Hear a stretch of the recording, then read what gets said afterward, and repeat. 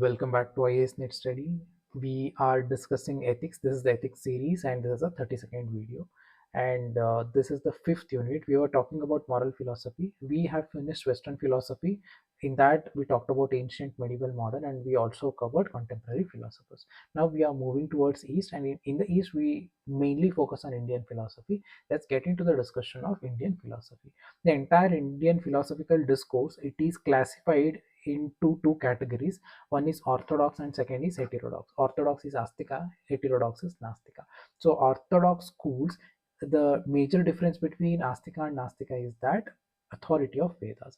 In orthodox schools, they have accepted the authority of Vedas, and some of the schools or philosophical discourse includes Mimamsa, Vedanta, Sankhya, Yoga, Nyaya, Vaisheshika. See, you don't have to understand these things in detail, but at least the basic principles, if you have an idea, it would be good. And in detail, no, not necessary, just the basic understanding of all these things. If you're interested, you can go, there are so many videos and detailed analysis of all these school of thoughts are available, so you can go through with that. And then we have a heterodox Nastika school of thought. Nastika school of thought, it does not accept Vedic authority, and some of the philosophical discourse includes Jainism, Buddhism, and Charvaka. So Indian philosophy predominantly classified into two categories: orthodox, heterodox. Now let's see the features of Indian ethics. What are the features, and let's compare it with the Western philosophy. The first aspect here is that Indian philosophy is the ancient philosophy. If you look at the various philosophical discourse or moral philosophical textbooks, usually it starts from the Greek philosophy. But if you genuinely look at the timeline, Indian philosophy goes way back when you compare to the Greek philosophy. So in that moral tradition, Indian philosophy is the ancient one. It is considered as the oldest moral philosophies in human civilization. And the next feature is that it talks about moral conduct or moral education, ethical consideration, everything is there in Indian ethics. But along with that, how do you achieve these things? The path to achieve or to get this moral knowledge, that is also being extensively discussed in Indian ethics. So it provides practical guidance for attaining life of moral and spiritual perfection. As an example, yoga is one of the philosophy. It gives detailed discourse on yoga. So many works, uh, uh, books have been written on that even way before Greek philosophy. And then Jainism, Buddhism, they all talk about ethical conduct, they all talk about moral practices for thousands of years. So one thing, there is a moral education. Along with that, the path to achieve the moral knowledge also been we can see in the Eastern ethics, especially in the Indian ethics. And then see, if you look at the Indian philosophy or Indian ethics, it is a combination of both theory and practice. If you look at the Western philosophy, they talk about virtues, they talk about love, compassion, all these things, that's fine. But the thing is, how do you implement in your real life? The practical implementation, that is where the question mark comes. But here in Indian philosophy, it talks about self-realization, it talks about moksha, nirvana, all these concepts, kaivalya, it talks about all these things. Not only it talks about moral ideas and moral education, but also way to achieve this morality in life. So theory as well as the practice, how do you practice it? Before we, here we talked about path to achieve. Here, along with that path, even practical approach is also been explained here. See, when we talk about moksha, when we talk about kaivalya, nirvana, and here the Indian philosophy talks about experience also. So you are going to experience that. How exactly that experience would be, that aspect is also going to be mentioned or discussed in Indian philosophy or Indian ethics. And then the next feature is, usually if you look at the Western philosophy, what is the major thing? Ultimate goal of Western philosophy is pleasure, avoiding pain. See, this is where the entire philosophy is revolving around.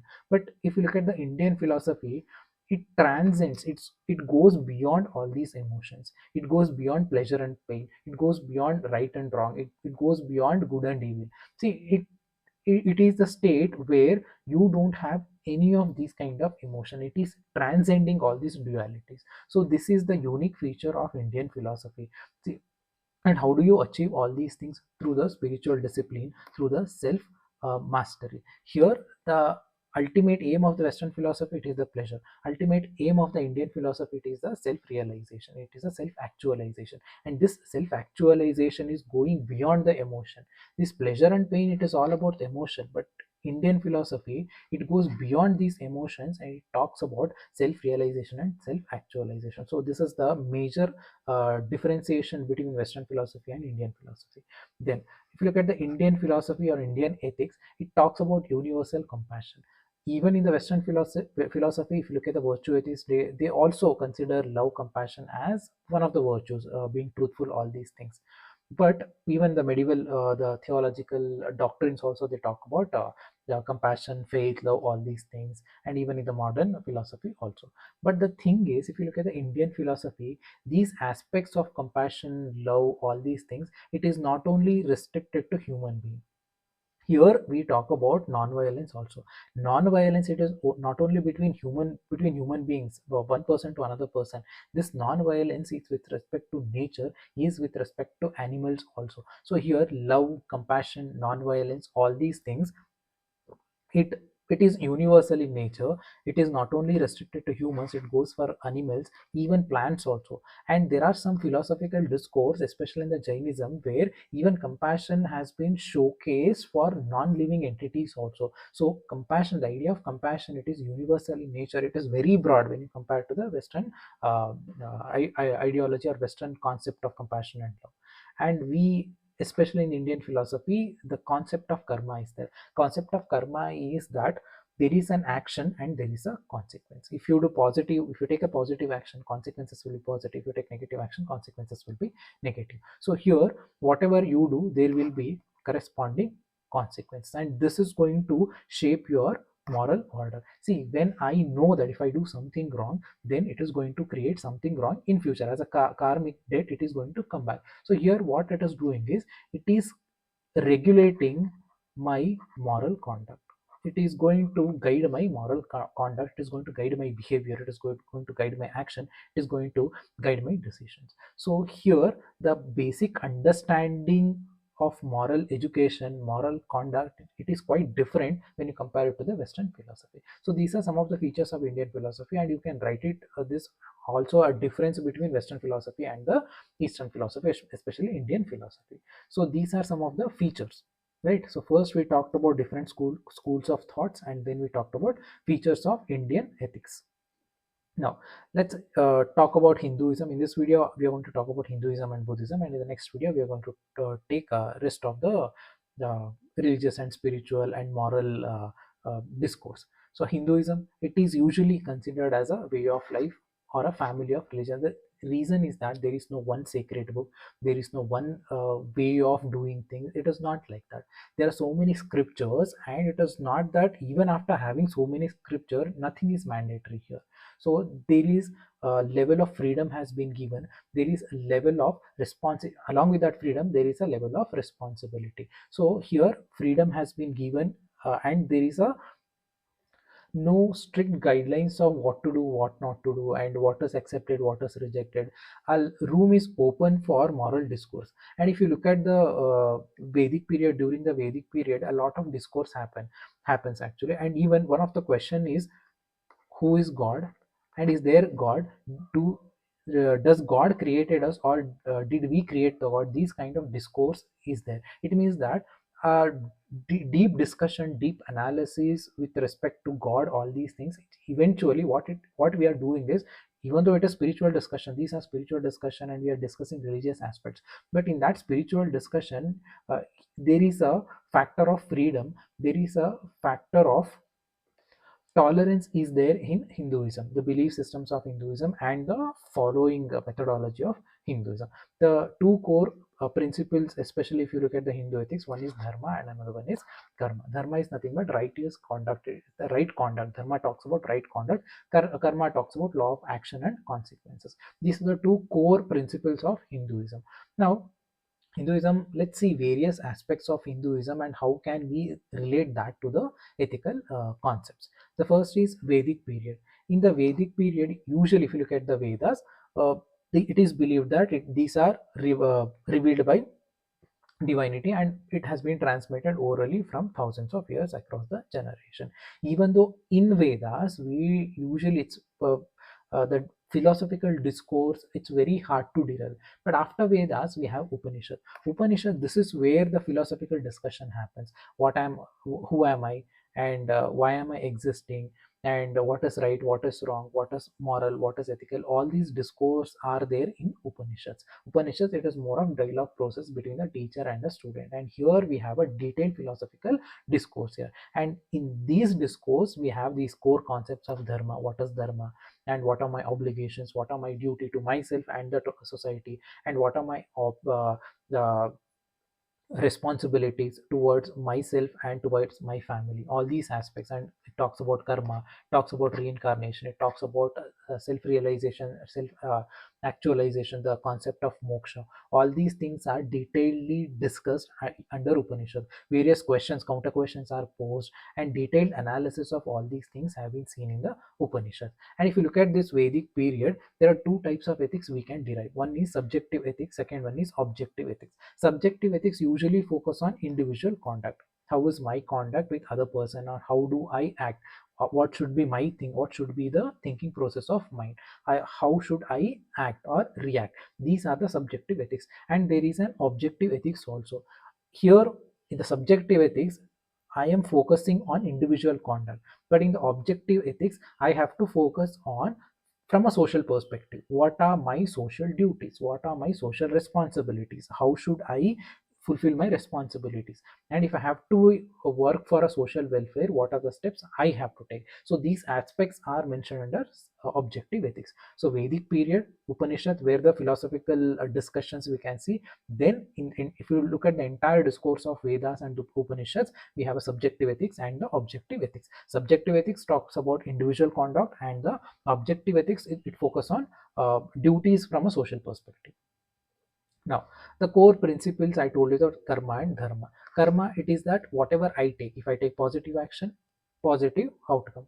If I take negative action, there will be negative consequences. So every action produces corresponding consequences. See, what exactly it does is that, since I know that if I take something negative, if I do something negative, then ultimately the consequence will be something negative, and I have to face these consequences. So what exactly it does is, it ensure some kind of moral responsibility in my decisions, moral responsibility in my conduct. So I am going to think my conduct, there is a self reflection, there is a self analysis of my thinking process, my speech and my action. And when I understand what is right and wrong, eventually it ensures positiveness, positive thinking, positive behavior, or positive attitude and attributes. So this is karma, the core concept karma. And then there is a concept of dharma. Dharma, I told you that it is right conduct. Right is conduct. One thing is conduct, that me being a part of this family or community or this country, I have certain responsibilities. I have to fulfill my responsibility towards my family, towards this community, towards this country. So righteous conduct as well as the duties.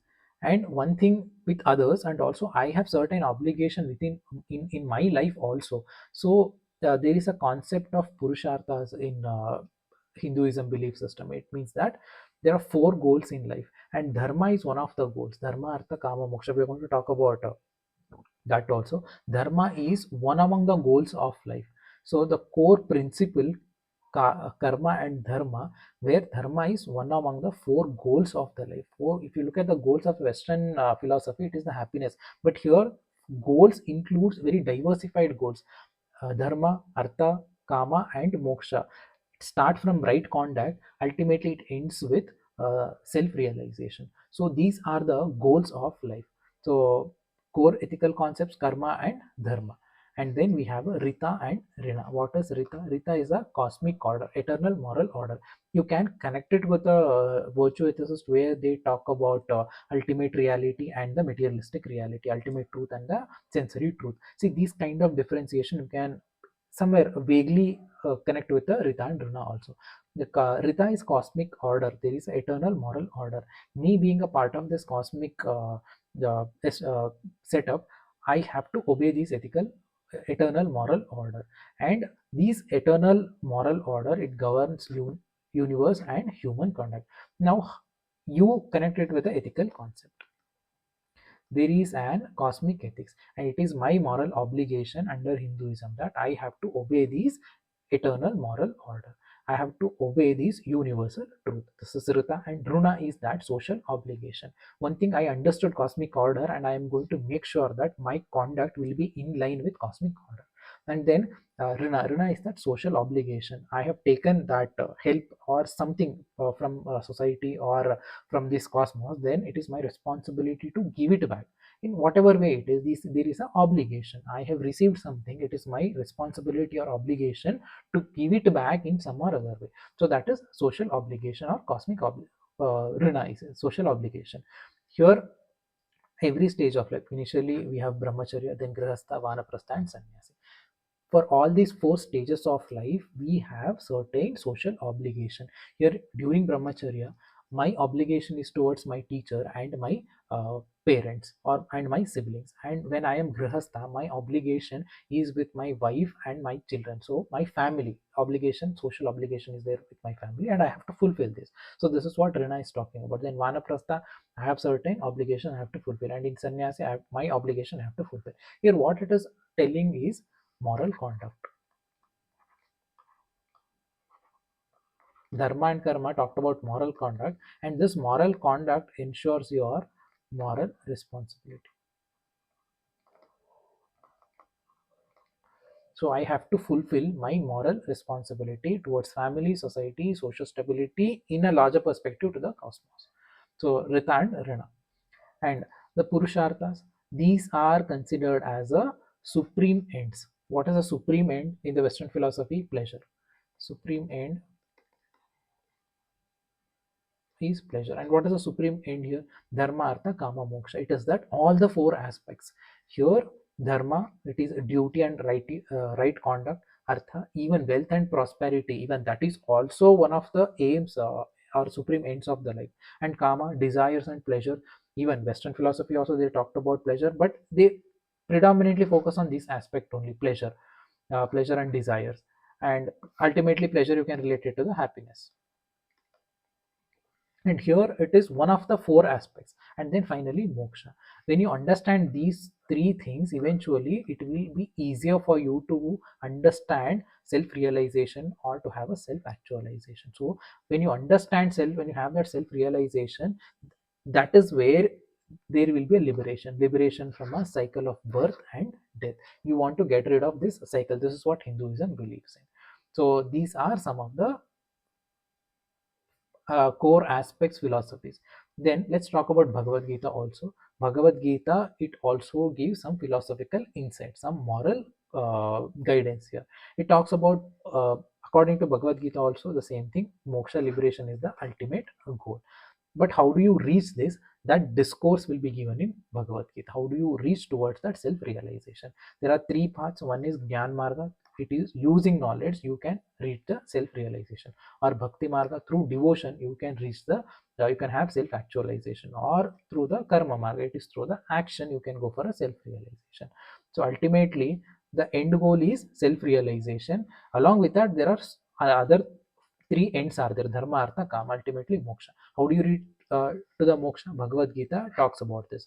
It is through Jnana Marga, Bhakti Marga, and Karma Marga. It also talks about important concept is Nishkam Karma. Nishkam Karma is that I want to perform my duties, I want to fulfill my obligations without any attachment to results. So I have been detached from the expectations. I have detached myself from the result. I'm just giving my 100% to fulfill my duties, to fulfill my obligations here. So this is Nishkam Karma. So here it talks about selfless service. It talks about detachment from selfish desires. Ultimately, it is about having that the that what is that moksha is nothing but breaking of cycle of karma. But what we have to break of cycle of karma, this we are talking from a spiritual aspect or religious aspect. But from exam perspective, we have to see the ethical aspect. What is that ethical aspect we see under the concept of moksha or nishkam karma? It is selfless service, it is detachment, and it is detachment from the desire or greediness, all these things.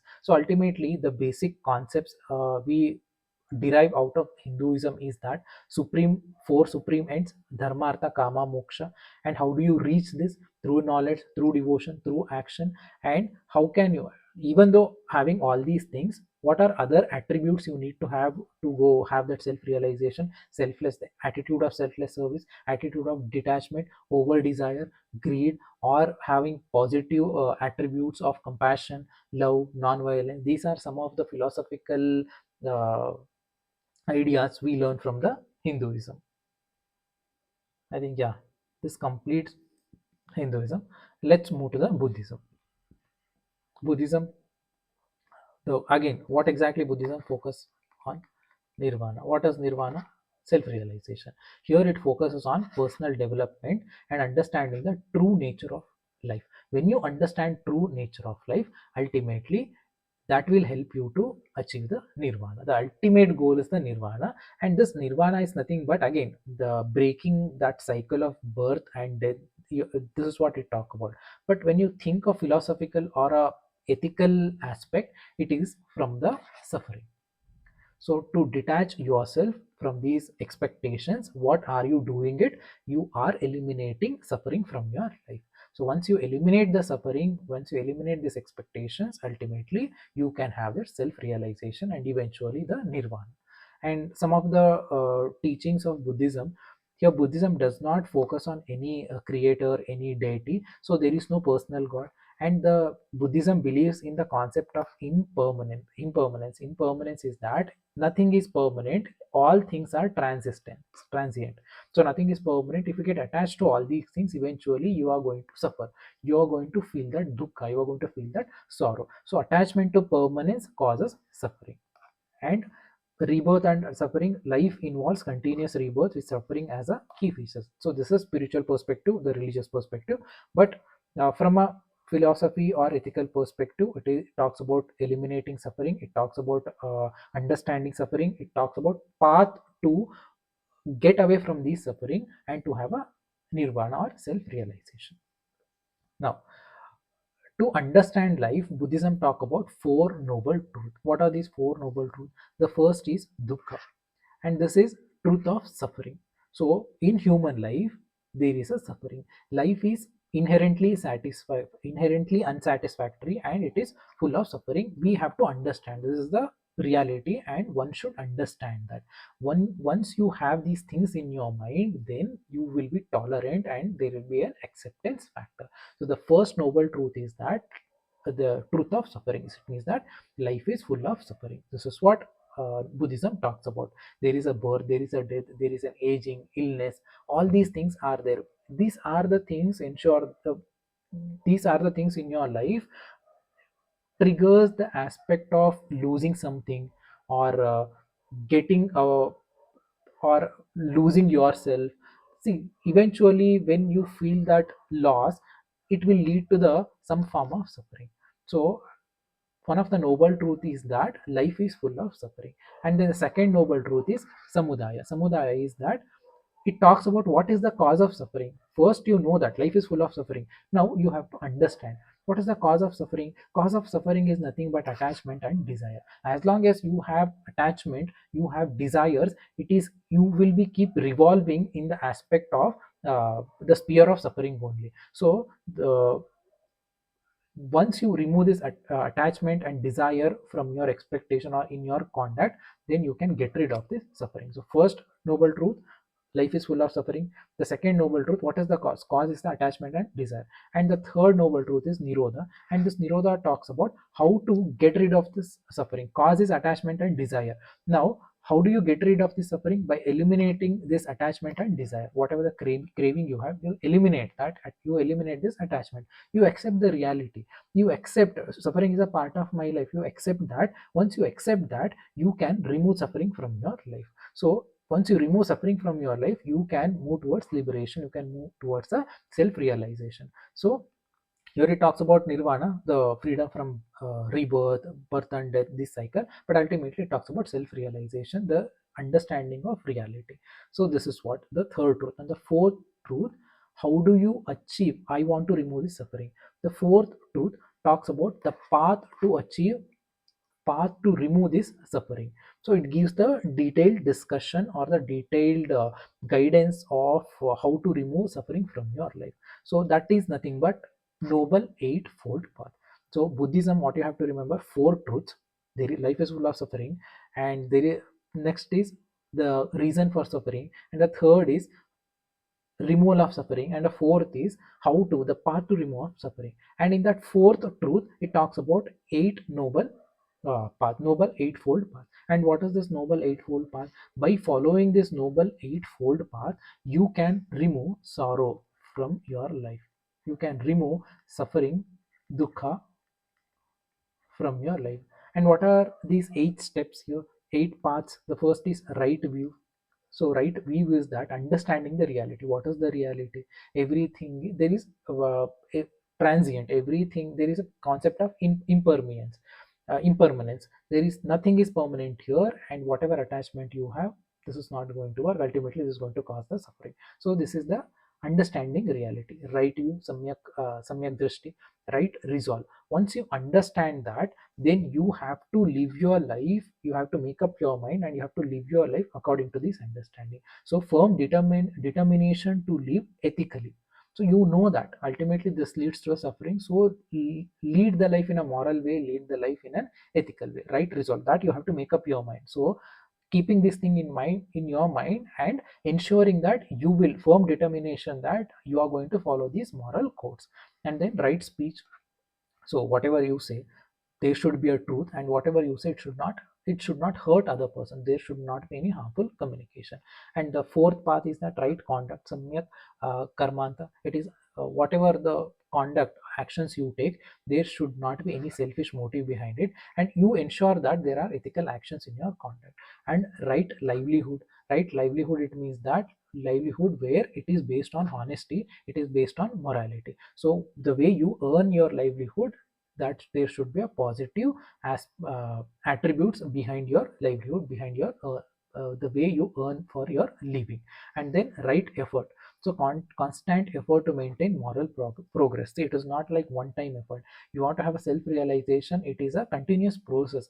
Whether you understanding the reality or understanding the suffering, it is a continuous reality, and you have to put your efforts continuously. So right effort. And right mindfulness, awareness of impermanence and reality of existence. This is what the right view comes under the same umbrella, right mindfulness, all these things. And then right concentration, deep meditation lead to the nirvana. Again, I told you that in the beginning, the features of Indian philosophy, it not only talks about philosophy or the moral knowledge, it also talks about path to achieve this uh, philosophical uh, understanding. So this path, right concentration, it talks about meditation, and Hinduism talks about yoga. Different Indian philosophies talk about so many different paths. It has given freedom also for you to explore these paths, whichever suits you best, you can follow that. So these are noble eight paths. Ultimately, Buddhism, what you have to remember, it talks about personal development, it talks about understanding true nature. What is the true nature? Suffering. And it talks about four noble truths. Suffering, it starts from suffering, life is full of suffering. And it talks about what is the reason behind that suffering, and removal of suffering, and how to remove that suffering. And how do you remove this suffering? It has given eight paths, eightfold noble paths to remove this suffering. So this is with respect to Buddhism. Actually, question have been asked with respect to Buddhism, the moral teachings of Buddhism in ethics paper. And it talks about Sikhism also, moral teachings of Sikhism. And it talks about Jainism also. Bhakti tradition, I am not sure, but these three are very sure that they've asked this question. See, my book is getting released maybe in 20 days. So previous year's solved question papers, where I've covered all these aspects. I've connected Buddhism with moral education. I've connected moral philosophy with the Jainism. I've connected Sikhism and the morality under the moral teachings of Sikhism. There you can deduct the conclusions out of it. So here I'm giving the basic understanding, and it is your intelligent way of deducting or deriving philosophical concepts out of it. It is up to you. So in previous year solved question paper, if you go through with that book, 70% of the questions are repetitive in nature. Even though question may not be the direct, but questions are repetitive in nature. I would suggest you to go through with that book, and you will get an idea, especially Buddhism, Jainism, all these things. Their detailed analysis has been given, and you can go in that you can go through with the concepts I have given. So this is it with respect to this video. I'll see you guys in the next video. Let's talk about Sikhism, Jainism in the next video. Thank you so much for listening. Have a good time.